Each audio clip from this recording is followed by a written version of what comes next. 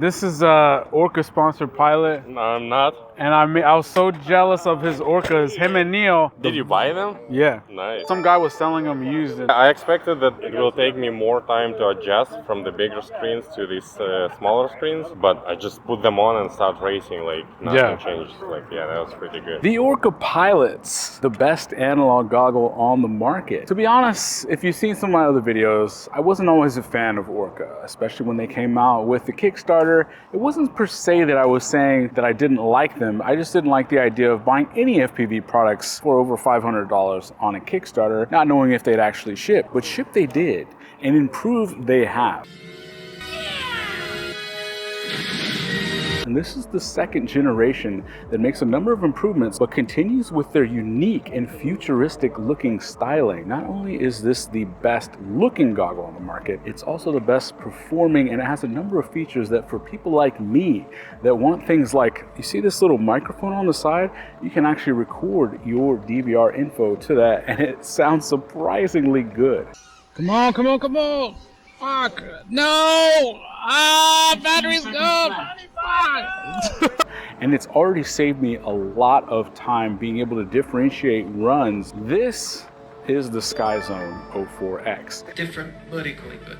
Now, just because of its shape alone and HDMI import for the HD0 system, it still kind of is the preferred goggle for using HD0, but it doesn't feel nice in the hand.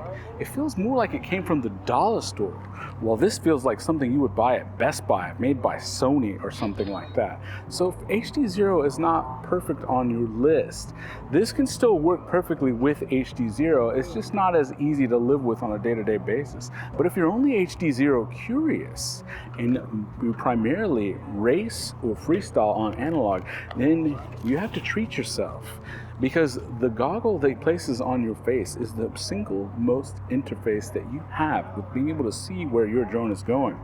The OLED panels in this thing are beautiful.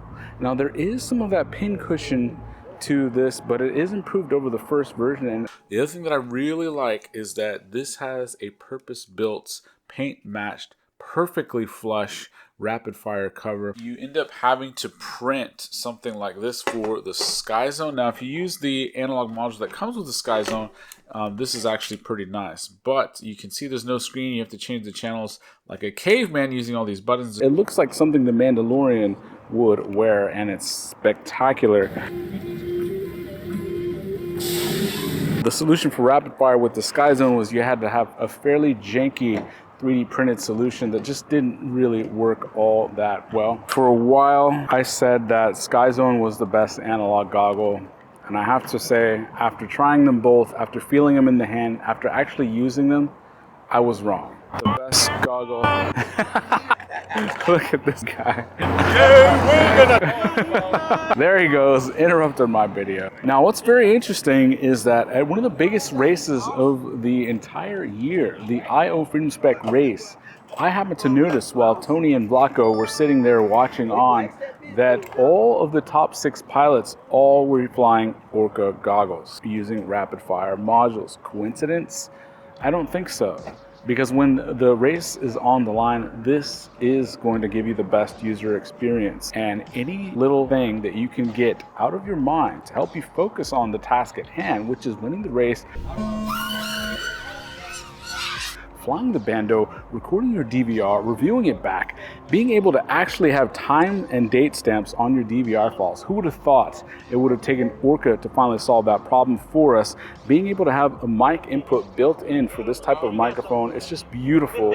The goggles are beautiful, they're more comfortable, they feel better in the hand. Some people say that the goggle menu is cluttered, they don't like it. I never found that to be the case, and I am one that's sensitive to the user experience, but I found it to work fine. I really like that it's one touch recording to start your DVR. Skyzone is always a dual press. There's a lot of times where I just don't do the dual press right, and I don't start, and that's extra stress on the line when you're about to take off and start racing. So that's one of the features that allows you to focus your attention on flying and less with fiddling with touching your goggle. Now, that doesn't mean that you don't have to have them booted on for the line. Don't go and try to boot your goggles up when it's time to start flying. That's a no-no. That's what's gonna cause you to touch your goggles. Just start it up beforehand. My goodness, this thing is so premium feeling, actually holding them, that man, they feel even better than they look. I really wish that Orqa had not gone with this tiny little HDMI that is not the same one that's been on every single Fat Shark goggle forever. They all use this little HDMI, like a micro or a mini, and this one was a micro. Nobody uses that, so the solution is you end up having to get a cable that's kind of like this. But even this won't work. You would need another adapter to go over, and so people that are using SharkBite with Orqa, it just doesn't work out well. You have a clunking solution, and it's not that the image doesn't work well, it's just that the cables, a tiny cable like this is very difficult to get that has this style connector. Now if someone were to make one, that would be a different story. So what are you to do? If you want the maximum comfort and features racing, there's a lot to like about this goggle. They both have the very high quality DVR, but the Orqa actually timestamps them in a proper way, making it so much easier. There's also this really handy mic input. You can call out which clips are the ones that you want to be able to use later at the end of the flight, or just make notes, or hear the announcer calling as you're flying, or hear yourself cursing as you're crashing. This is the goggle of Bot Grinder and Izzy Boop. The menu system is just so much easier to navigate. And at first I thought, like, why does it need all these buttons? Skyzone only has 2 buttons and 2 roller thingies. And in some ways this is very nice to get into some menus. However, I do feel like I'm doing more image adjustments to fine tune how the image looks when I'm flying on the Orqa, because it does have so many buttons and I don't have to go jumping inside of a menu, so I can quickly adjust the brightness or contrast while I'm on the line. And because for people like me that fly sometimes at night, sometimes at day, you want to be able to make a quick adjustment before you fly, but you don't want to have to go getting stuck in the menus. The menu system is lengthy here, but it is pretty easy and quick to get to everything that you need. I really like the fact that you can get to the DVR easily and everything is time stamped. So all in all, you get a better feeling experience, you get a better comfort experience.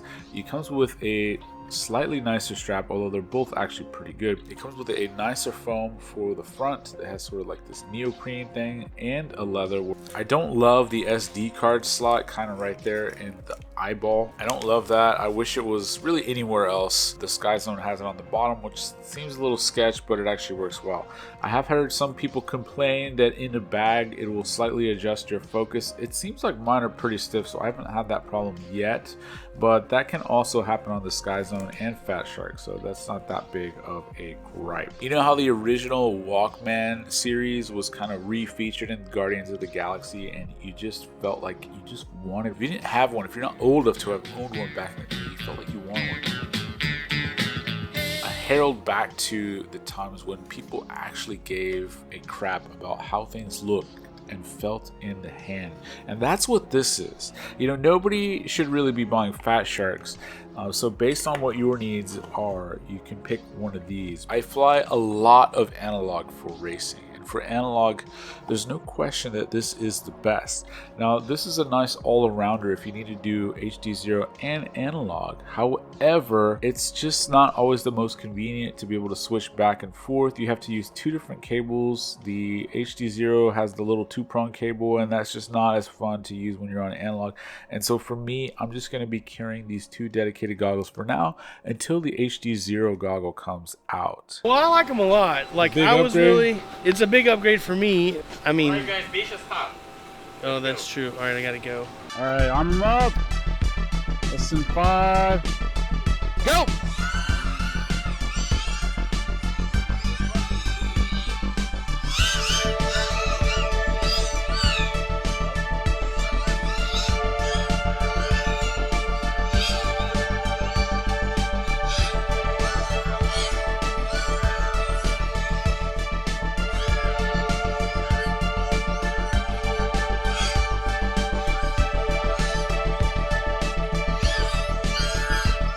Call them out.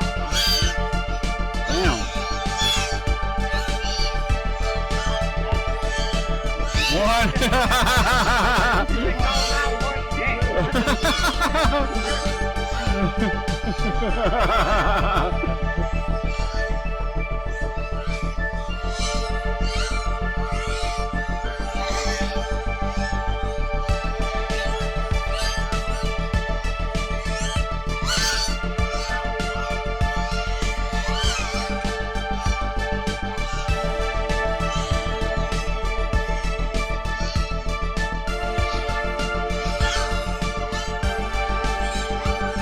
Two.